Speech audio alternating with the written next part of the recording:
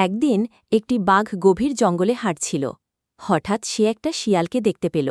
বাঘের খুব খিদে পেয়েছিল। সে শিয়ালটিকে খেয়ে ফেলতে চাইল। বাঘ বলল, আজ তোর শেষ দিন, তোকে খেয়ে ফেলব।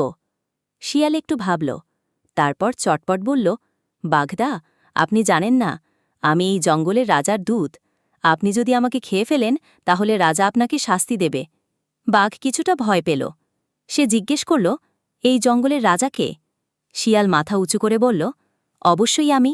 পুরো জঙ্গল আমায় ভয় পায়। বাঘ হেসে উঠল, তুই রাজা? হা হা হা, প্রমাণ দে। শিয়াল বলল, চলুন আমার পিছনে, আমি আপনাকে পুরো জঙ্গল ঘুরে দেখাই সবাই কেমন আমায় ভয় পায়। বাঘ রাজি হল। শিয়াল সামনে হাঁটতে লাগল আর বাঘ পেছনে। হঠাৎ শিয়াল একটা গভীর গর্তের সামনে দাঁড়াল। শিয়াল বলল, এই গর্তেই থাকে আমার প্রহরী, আপনি আগে এগিয়ে যান, আমি ডাকি।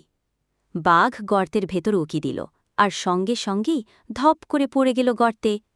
শিয়াল হেসে বলল, ভোকা বাঘ, আগে ভাবো, তারপর পা বাড়াও।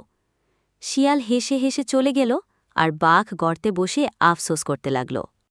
শিক্ষা: চালাকির কাছে শুধু শক্তি কোনো কাজে আসে না, বুদ্ধিই প্রকৃত শক্তি।